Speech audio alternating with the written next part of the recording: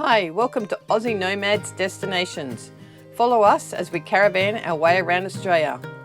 This is Ed and I'm Beck, and we're finding you the best free and budget camp spots Oz has to offer. Fishing, crabbing and hiking our way through this awesome country.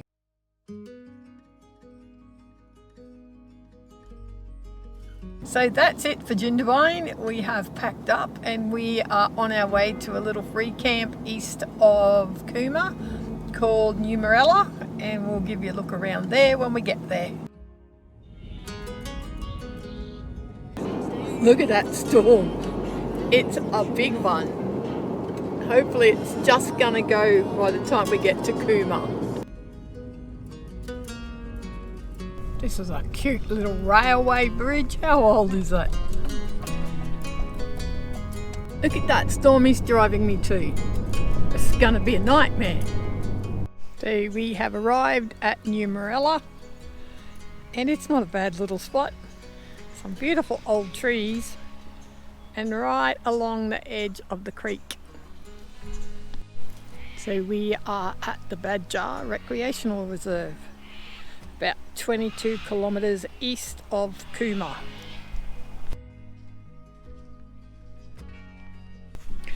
They said there's tiger snakes around here, so we're just keeping a bit of an eye on where we walk.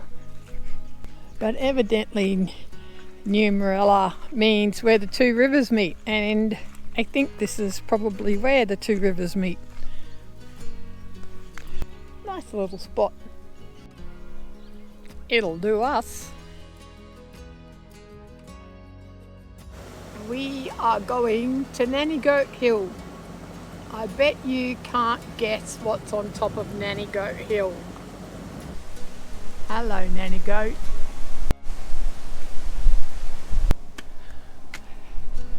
Are you the king of the castle? Now we're on top of Nanny Goat Hill. It's a little bit windy on Nanny Goat Hill. Howdy, big fella. Centennial Park is in the middle of Cooma in the main street. It has an amazing row of mosaics showcasing what the local area has to offer, and an avenue of flags. It is a beautiful park. We did our shopping and headed home. Now we're going to do the grocery shopping. Never ends. We are all hitched up and ready to move. So the beauty of these new Ford Rangers is that they do an automatic light check. By Badja Recreation Reserve, we are on our way to north of Canberra, heading for the coast. That was a nice little peaceful campgrounds. The Badja River Bridge it's next to. Well, we are slowly edging our way closer to the coastline, and tonight we are heading just north of Canberra, and then tomorrow we'll be on the coast. So this is one of the perks of camping.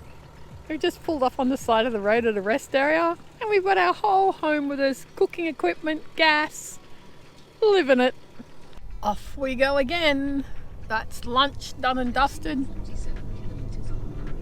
Cool little rest area on the side of the road, thanks to the New South Wales government. Happy days. Federal Highway. That's where we're going, Federal Highway, yes.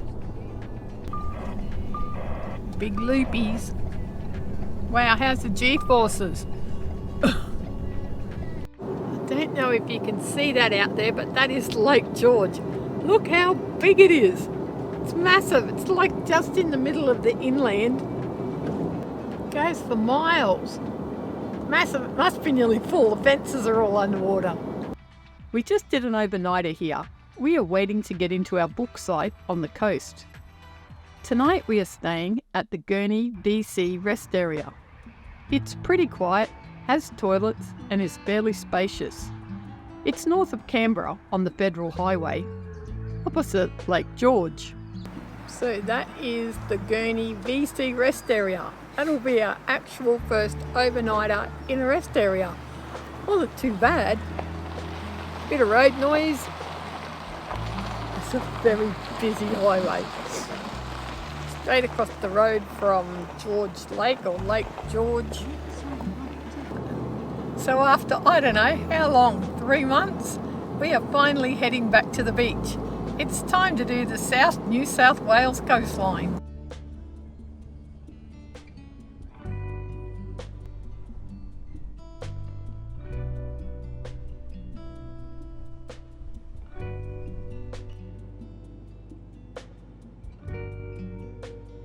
Down Macquarie Pass we go. She's a steep, windy little road, this one. Going from 700 metres up down to sea level. Cool, we made it down the mountain, back out on the flats. We have arrived at the Killalea State Park.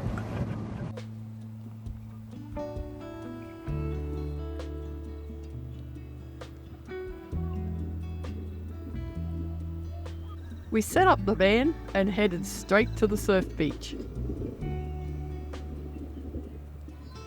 We picked a comfy bench seat and sat and watched the surfers for an hour. We have really missed the ocean.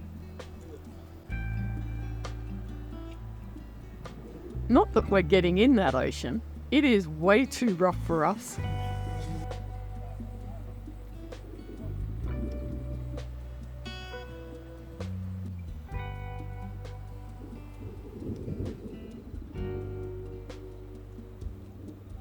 How are the volumes of seagulls on this beach? Too many of those little chipetas.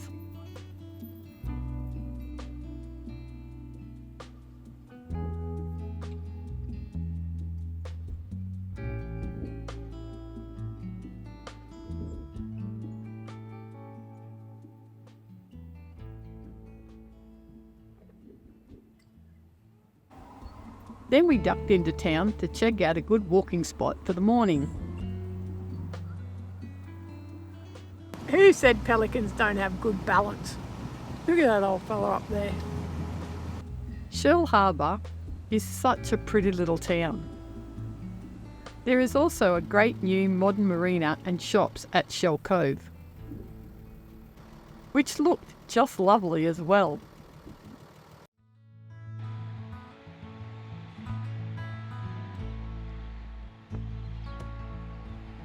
Next morning at Sparrow, off I set for my morning walk. It is kind of nice having people around and cafes, etc.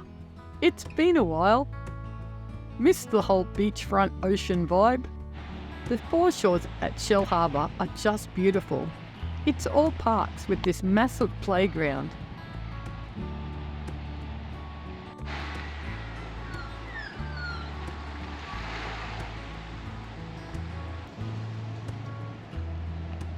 There's a couple of boat ramps and fish billeting tables. They're spoilt down here.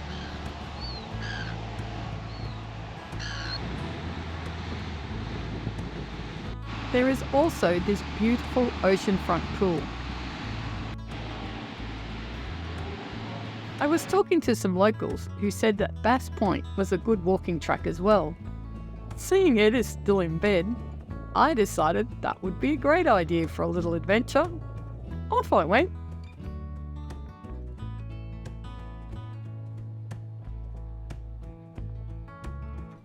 Got to the car park and followed the signs. It's not a very long walk, but it's worth doing anyway.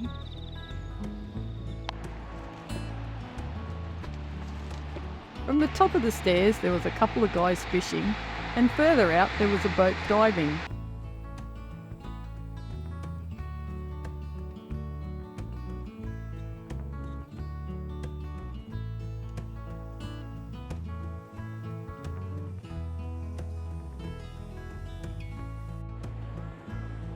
Off to Bushranger Bay I go, another short walk.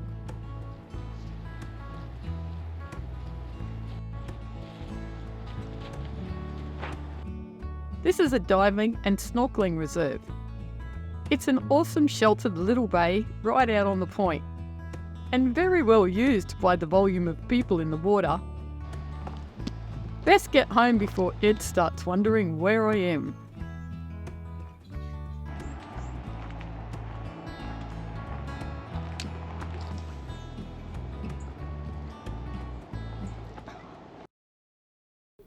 Today we are heading south to Kiama for the day. I am loving these big rock platforms along the coastline. They are quite amazing. First stop was the Lighthouse and Blowhole. It's hard to see in the video, but it is so windy. It is crazy windy. But you just have to take what the day deals you and run with it. It's feeling a bit strange with so many people around. Takes a bit of getting used to. The blowhole wasn't really working for us today. We made a promise we would come back, and then we forgot. Sounds about right. We stopped on the hill and made lunch. Then we went for a drive around the harbour and a bit of an explore. There are farmers markets on in Kiama this arvo. We shall go.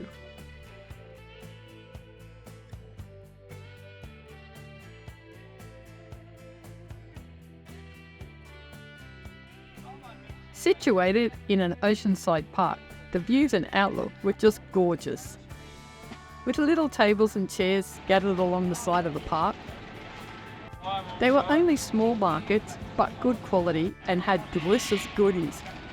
After a wander around, we chose what we wanted and headed home. What's the difference? What's these ones? That one is Nutella. Yeah. That one's just original. Oh, yeah.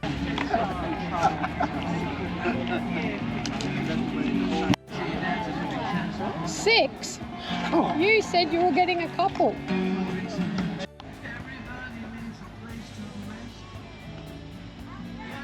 Have a lovely one. Hello. Nice day done. Hot.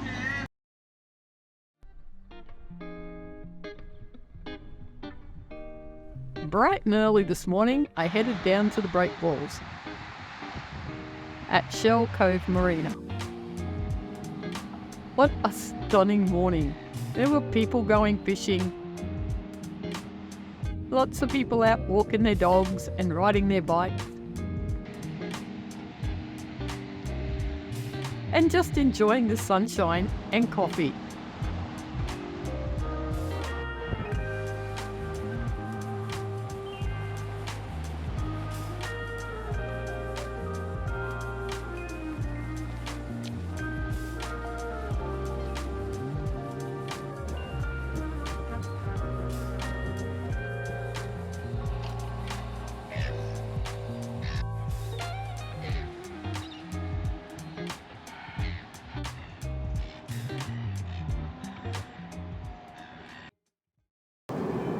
So today we are heading up past Wollongong to the Seacliff Bridge.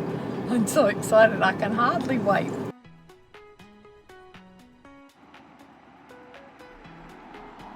Seacliff Bridge is part of the famous Grand Pacific Drive, which starts just south of Sydney and travels down the coast of New South Wales. The bridge was built in 2005 and is a stunning bridge that is 665 metres long. It was built with a walkway on the ocean side for the best views. The new S-shaped road juts out over the ocean of the shoreline and is just amazing to see.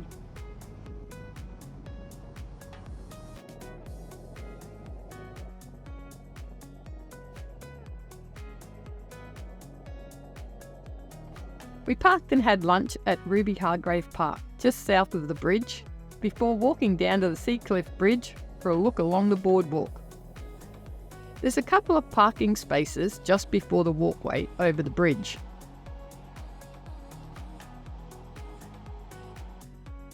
We are at Port Kembla. In 700 metres, arrive Christie Drive. Not sure how much we're going to get to see, but we're having a good hard crack at it.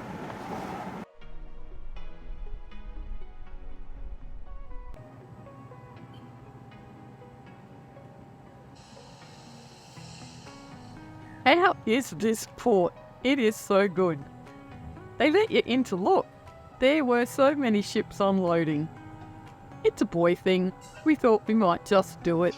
We've got to let him have some fun sometimes.